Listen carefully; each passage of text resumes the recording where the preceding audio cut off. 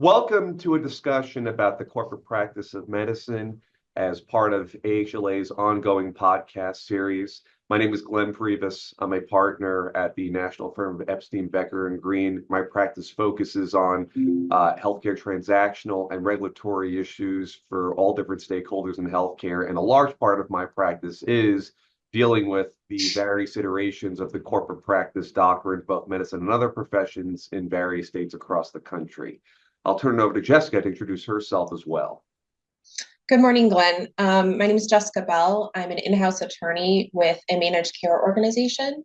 And before that, I worked both in private practice and in-house, supporting physician organizations really on their corporate structure, a lot on corporate practice of medicine, as you noted, and then the garden variety of physician practice issues.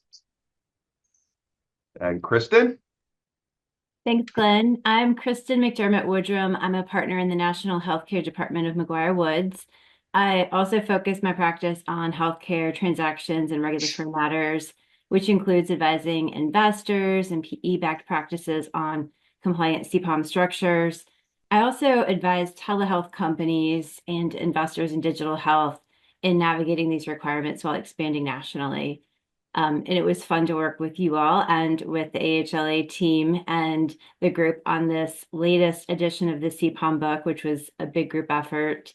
So I wanted to give a shout out to all of the, I think, 60 authors, the AHLA staff, and the full editorial board of, I think, 6.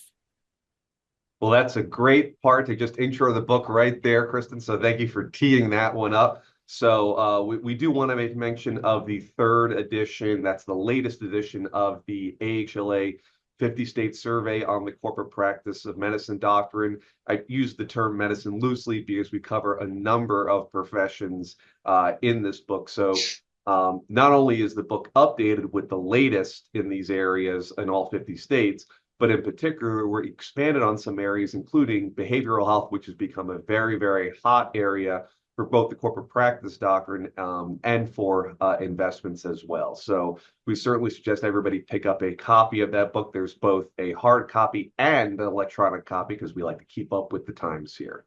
But expanding on that a little bit, so Jessica, I'm going to start with you first, not to put you completely on the spot.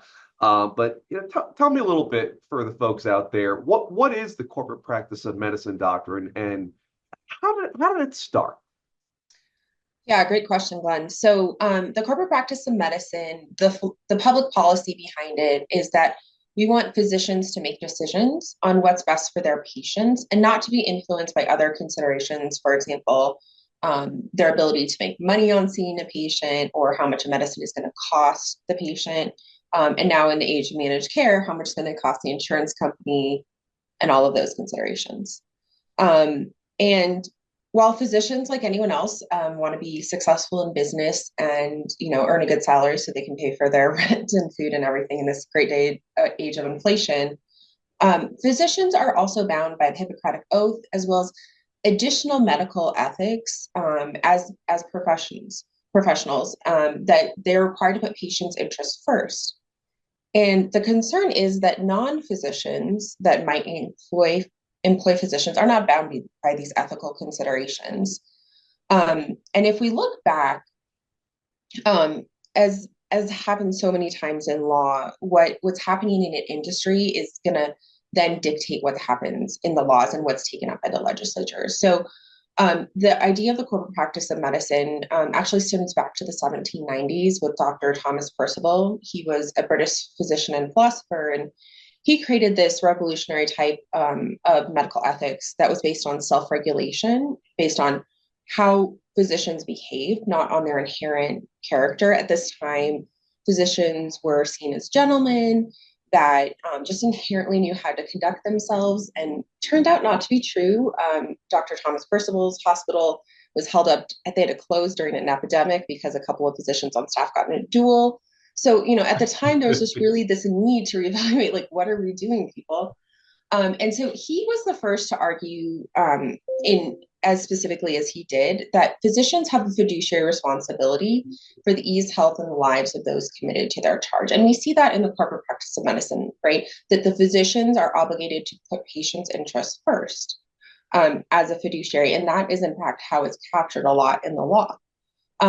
He was also one of the first to argue at this time. We saw the rise of institutions and hospitals, and he was one of the first to argue that physicians should really seriously consider thinking about the judgment of lay people. So if there was a hospital administrator, a trustee at this time, anyone in a position of power that was not a physician, because what was happening was that those types of individuals were, again, like placing the cost of an expensive medicine to treat a patient over the patient's need for that medicine. And what we see is that at this at this time, as America's kind of becoming a nation, creating itself, a lot of Percival's ideas come over, and American physicians were really looking to the continent for both medical improvements and then also for ethical considerations. And so his ideas were really picked up by a lot of various state medical societies. And then in 1847, by the American Medical Association's Code of Ethics, which was the first national medical ethics code ever in the world.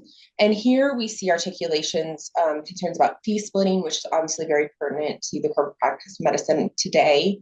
At that time, there were a lot of economic debates about physicians and surgeons getting referrals from like homeopaths and acupuncturists and other non-traditional medicine practices, and getting paid for that, and how that all worked out.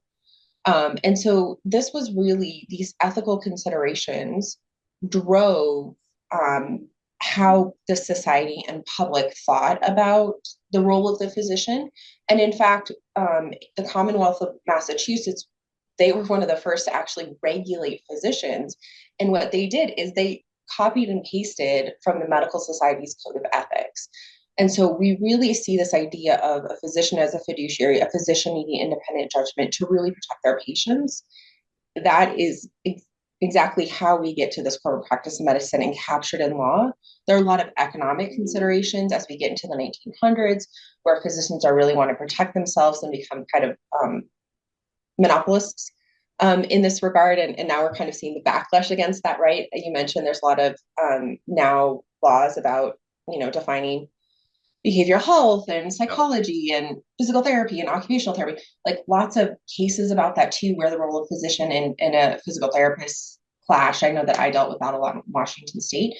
And it's all coming from this idea of like, how do we self-regulate as physicians, and how do we protect and put our patients first? So, Jessica, you mentioned cases, which spurs one place I just want to touch on. And then, Kristen, I've got a question for you. You are not left out of this. But so one of the things that folks should realize is not all states have the corporate practice of medicine doctrine. And even among those states that do, the scope of it varies. And most importantly, where it comes from varies. So some states might have it in a statute, others might have it in a regulation, others might have it in case law, since you mentioned cases. Some might have it in an AG opinion or some sort of board opinion. In other words, if you simply do a case law search in a particular state and you're not seeing anything, that's not a big conclusion that there's no corporate practice doctrine in that state. And where it comes from in a state might also vary by the type of profession. So I can't help myself again, but here I'm going to go again for the second time, which is essentially our 50-state survey from AHLA certainly makes a point of highlighting for each profession, for each state, where the corporate practice doctrine is coming out of for that profession in the state. So certainly another reason to check out the book. But switching gears for a second, Kristen, so why does the corporate practice doctrine matter today? As Jessica has really well gone through, it dates back a long time, but it's loudly rearing its head today and in the last few years. Tell us a little bit about why that's the case.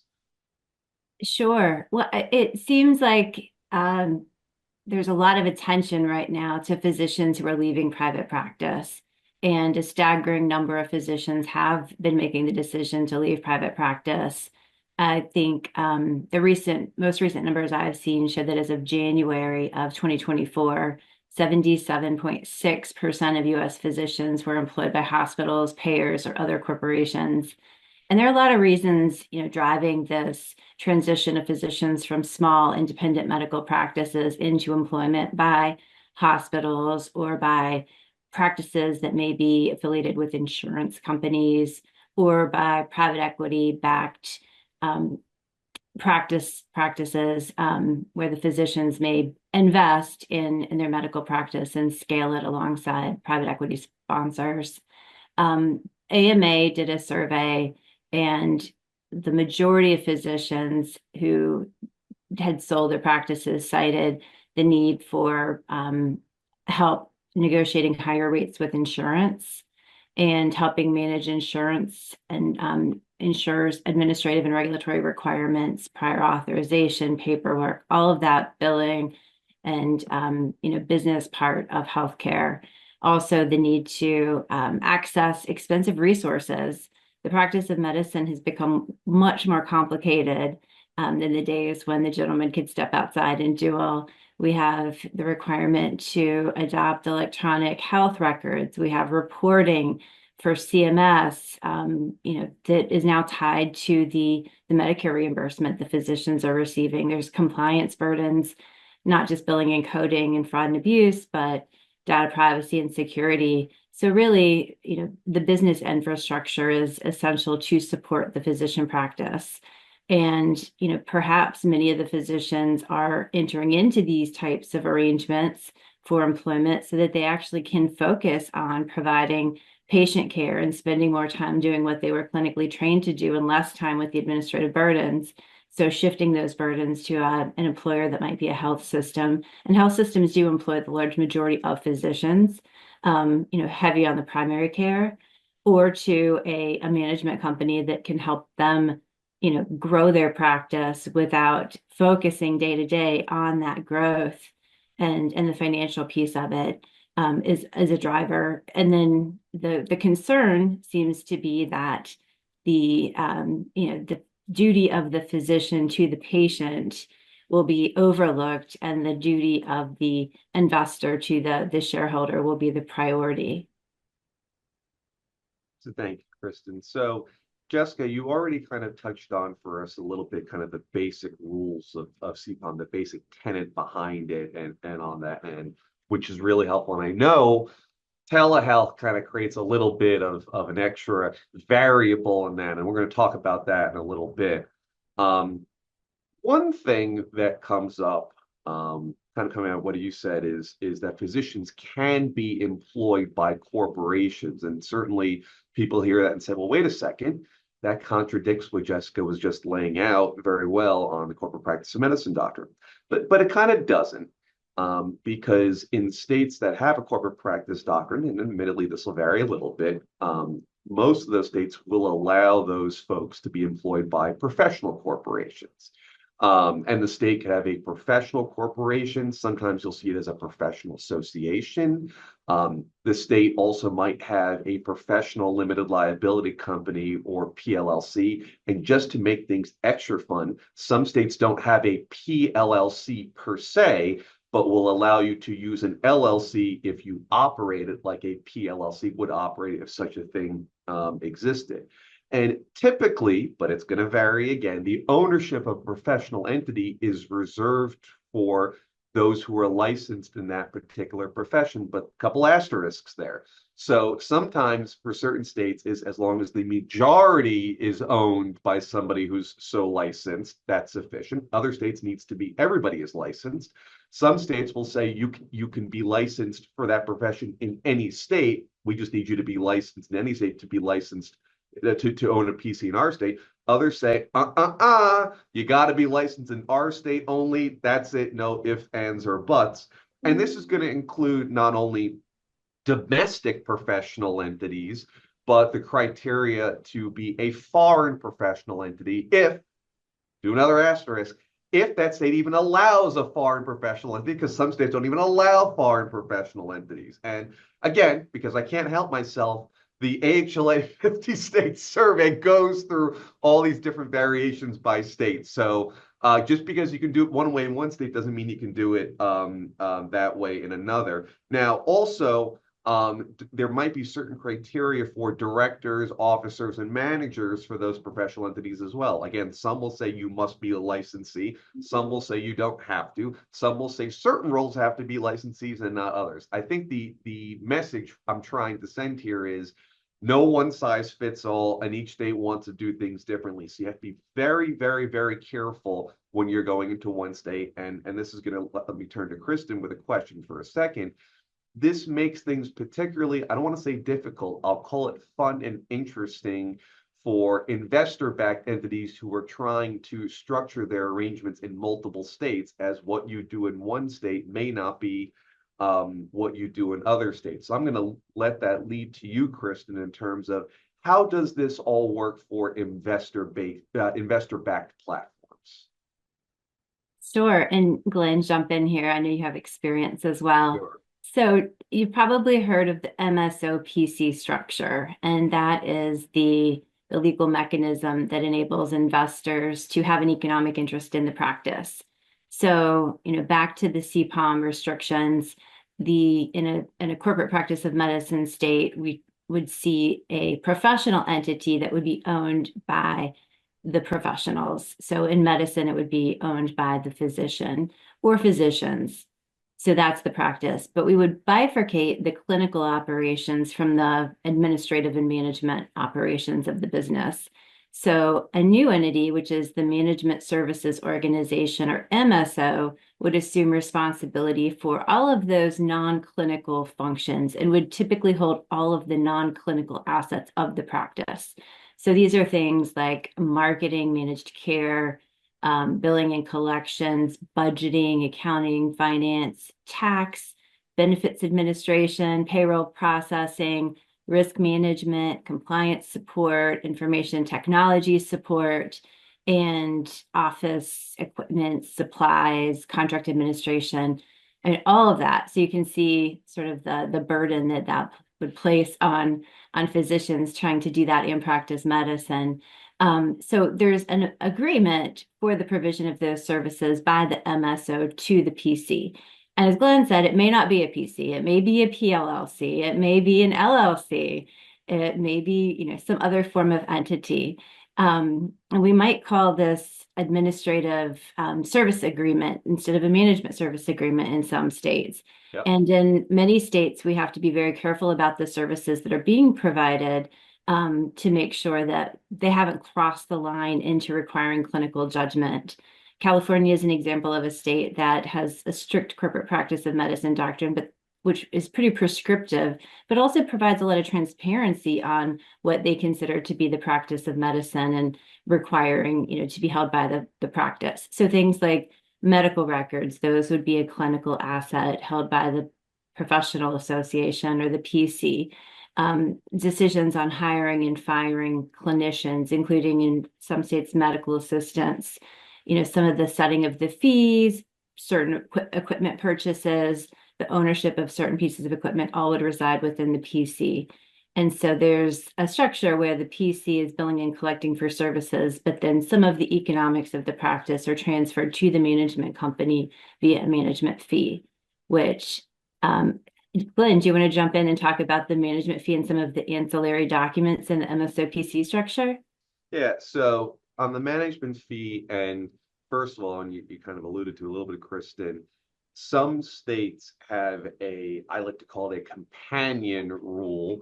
Again, theme of could come out of very different places, bit by state by state there, on fee splitting, which essentially blocks a professional or professional practice from sharing fees with a non-clinician or a non-licensee. And that would usually lend itself to blocking a management fee that's based upon a percentage of revenue. Again, some states have that, not all. Even some states that have a corporate practice of medicine doctrine don't have that. However, I will say typically I do caution folks that if your state doesn't have it, but they otherwise have a very strong corporate practice of medicine doctrine, you may still think twice about doing a percentage of revenue.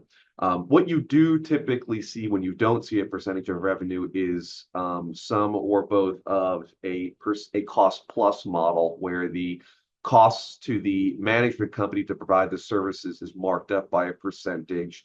typically on a fair market value basis, so it's not outrageous and unreasonable, or one or a series of flat fees, again, tied to fair market value.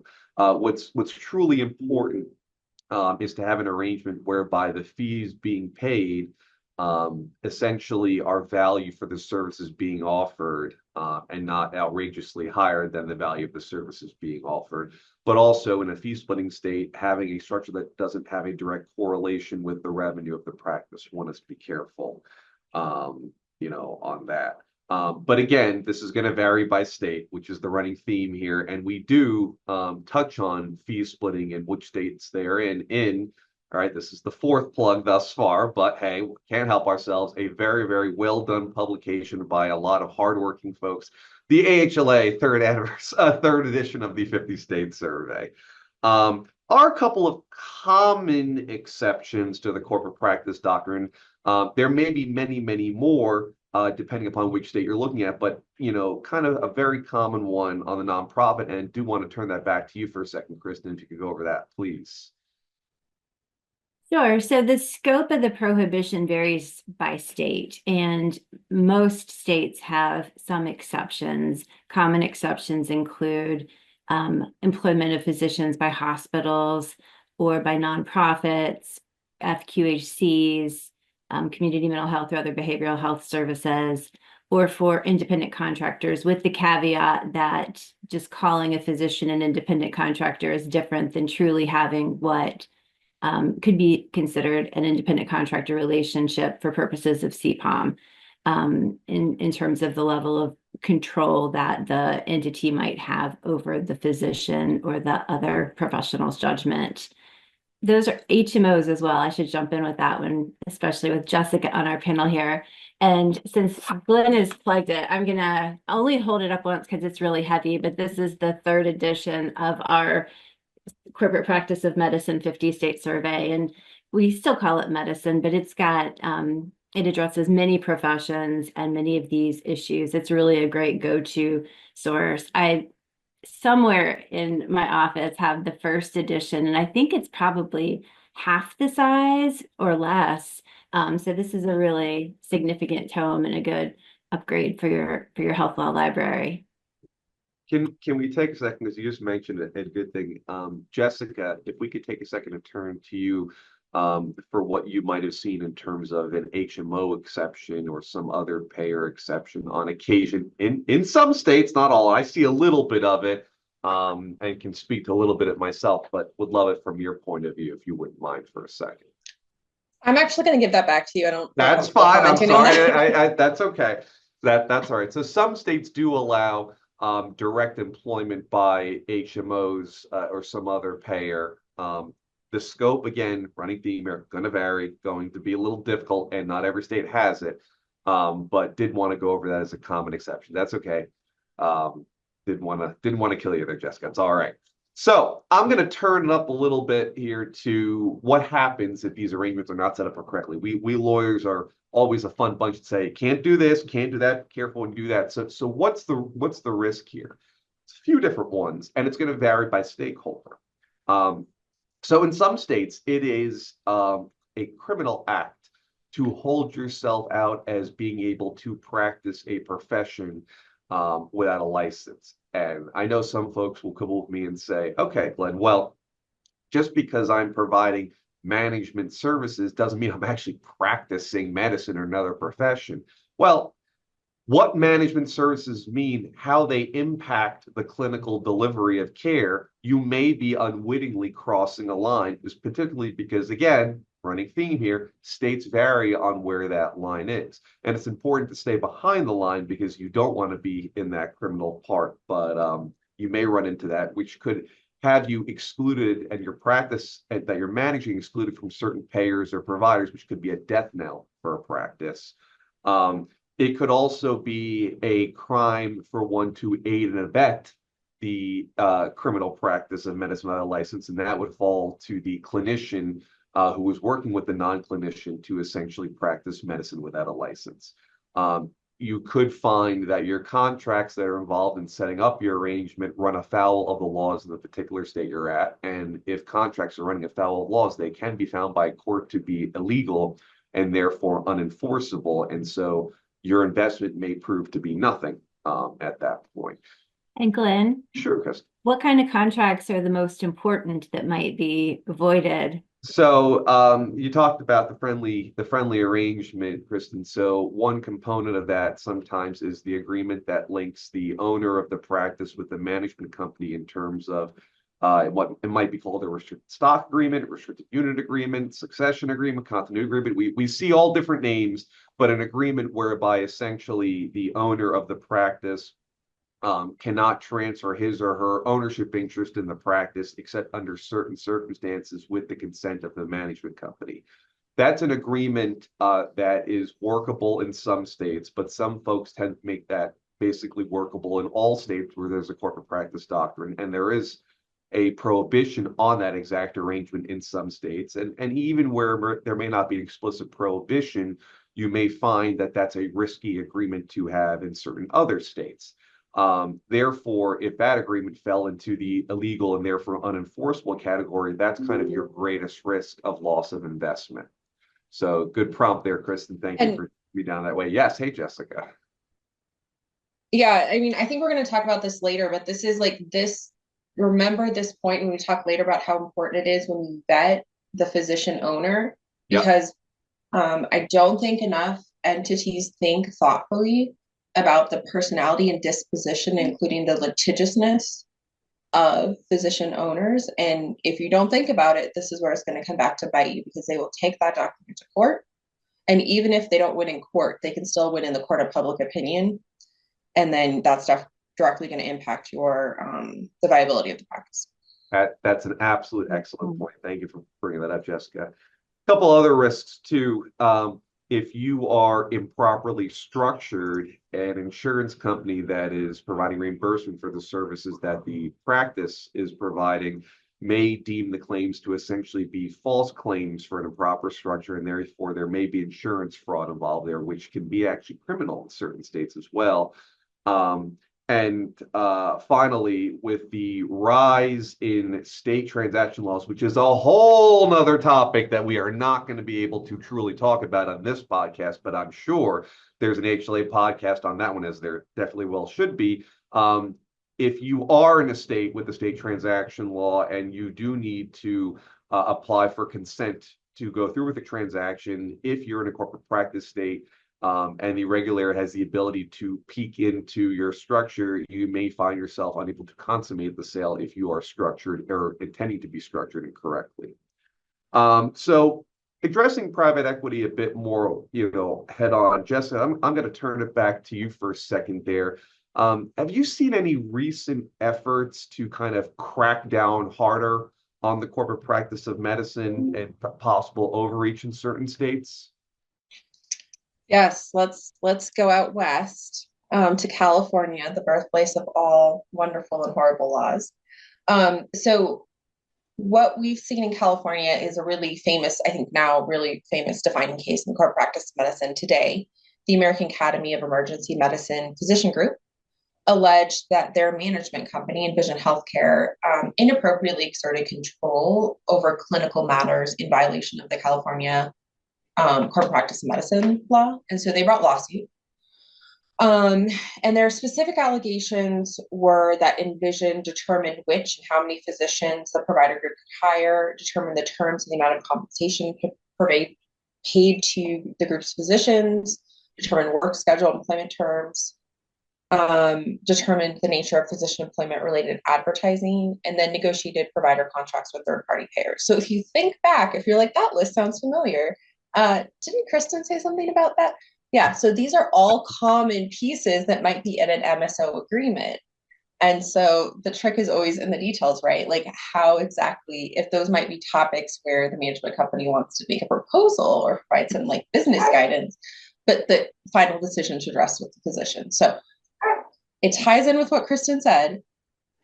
It's just how you do it, right? And I'm sure Kristen works closely with all of her clients on exactly how do you do those things. But here, the physician said, no, you guys did it wrong. It's too much control. And this case is really notable because Envision is a private equity-backed group, and they staff at least 1/3 of U.S. ER departments, right? That's a pretty significant number. That's a lot of control throughout our country. We are seeing a rise in the nationalization of healthcare, including physician services, behavioral health services, like you mentioned, Glenn. But that's still staggering control over a portion of the market. And so what happened is that Envision, unfortunately, was having some hard times. They went down to the Southern District of Texas and filed for Chapter 11 bankruptcy. The physician group still wanted to fight. The bankruptcy court said, no, that's not going to be acceptable right now. And so what happened in the end is they entered into a confidential settlement, and the case was dismissed because the court no longer had jurisdiction because Envision pulled out of the state of California as part of the bankruptcy. So no clear lessons.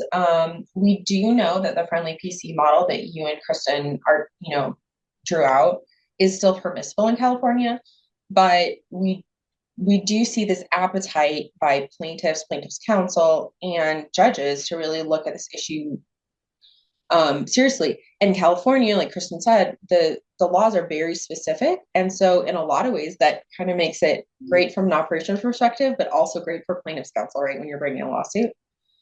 And then we've also seen a lot of laws that try to target this. So this year, Governor Newsom vetoed California Assembly Bill 3129, which would have allowed the AG to enforce a requirement that private equity gives notice and obtain approval prior to closing transactions with healthcare facilities or provider groups of certain sizes if they've engaged in a similar transaction within the last 7 years. And I'm sure that you guys have seen I don't know how common this is in practice, but at least like it seems like it's common based on the news, is that we have private equity. Okay, I'm going to acquire this physician. I'm going to work with this physician group on a friendly PC model, and then I'm going to get the next one in the state, and then the next one, and really kind of creating a market share. And this law specifically targets that and is really against it. And what's interesting is that the AG was driving this bill, and the AG was pretty feisty. So the Attorney General said private equity ownership in the healthcare industry has more than doubled in the last decade, often leading to higher healthcare costs, poor quality, and less access to care. And too often, private equity serves corporate profiteers by maximizing their profits at the expense of access, quality, and affordability of healthcare for Californians. So that is exactly what Kristen was talking about when you're setting up these corporate practice, these like friendly PC models, and the concern of who is more important, right? Is it your investor or is it your patient? There was a similar bill in Oregon that also died in session, but they're likely to pick it up again. Here, we're regulating the physician again on how they can be both on the PC side and then the management side, and kind of maybe have a conflict of interest. So I'm thinking we're going to see more and more of this. I think that private equity is hitting the news. I'm sure that they try to do their best to stay out of the news, but I think it's a serious concern. Thank you, Jessica. That's a real helpful summary of what we're seeing and what we might see in the future, which I think everybody is kind of on the edge of their seat about a little bit. So we've mentioned a couple times in this podcast that corporate practice of medicine is a misnomer, and that it exists and is even expanding into other professions. Kristen, why do you think we're seeing this truly rear its head in other professions, and we struggle to figure out a better acronym because CPOM rolls off the tongue so well, but it's kind of a misnomer? Sure. Well, I think we're seeing interest in investment in other professions. I mean, the corporate practice of dentistry and optometry have been around, maybe even predating medicine in some states, and in some states are actually stricter than the prohibition on the corporate practice of medicine. But it's really the same policy considerations. I think that through some of the work I've seen in telehealth and some of the consumer-oriented healthcare businesses, we've kind of moved into other professions as well. So some of the chronic care management type companies focused on diabetes or nutrition, you've gotten into, do you require a registered dietitian for the type of work this company is providing? If it's a behavioral health, and telebehavioral health is really huge. Is it a counselor, a psychologist, a social worker? What's the practice? What is the scope of practice there? And so it's the same exercise in our book. has been expanded to cover a lot of the other professions, and look to see if, again, is that in the statute? Is it in the professional licensing board guidance? Is it in the case law? What is the source of that particular prohibition? Another consideration is to look, if you are scaling a business like that, what is the scope of that practice? Are you actually in one profession or another? What are your options for finding the right person to provide the service and to own the company? A majority of states have interstate compacts in medicine and nursing. There's a growing number in some of the other professions, but that can make it a little bit easier to get licensure, which is very important. And so those are considerations. When it comes to the individual state, it's not that daunting. When you're trying to grow a business across states, that's where you have to start thinking about some of the considerations Glenn flagged earlier. Can you foreign register a particular entity? Perhaps that entity could have non-physician owners in one state, but can you register it in another state with physician owners, or an officer that's a non-physician? So many considerations, and kind of the calculus of that is fun but challenging. Well, and picking up on one thing you referred to, because I did promise we would get to this a little bit later, and we're kind of at that point. Can you just talk for a brief moment, Kristen, the kind of the interplay you see with corporate practice doctrine and, of course, telehealth, just popping up all over the place, and kind of the tension there a little bit? Yeah, so I mean, telehealth, we see a lot of companies who are trying to provide telehealth services across state lines. And to provide a service in a state requires a license if it's within the scope of practice of whatever that profession is. And to own the practice, is also this corporate practice analysis. And so with this proliferation of companies that are trying to operate in multiple states, it becomes increasingly important to do this exercise up front. There's kind of a related but different question as to whether the service is actually the scope of telehealth or telemedicine, which can have different requirements. So a whole other layers of considerations there. But there is a lot of focus on compliance in this area, from a lot of different angles. And, for these companies who are looking to get paid from payers, or who are looking to, raise capital from investors or from lenders, there is a lot of scrutiny on this model. And I've seen a lot of deals, hit pause for a restructuring. It's definitely easier to try to do this up front. Sometimes there's a little bit of a readjusting the business model to do something that will work temporarily, with the thought that then there'll be a shift down the line and that's acceptable. There's sort of this new industry of kind of for hire physician networks, which is, a whole nother webinar or podcast. That one definitely is. Yeah. But yeah, so with telehealth, it really is, something that the corporate practice is one of the very first issues that these companies should be looking at. Thank you, Kristen. So as we start to bring this to a close, just want to go over a couple of practical takeaways. Jessica, if I could turn back to you for a second.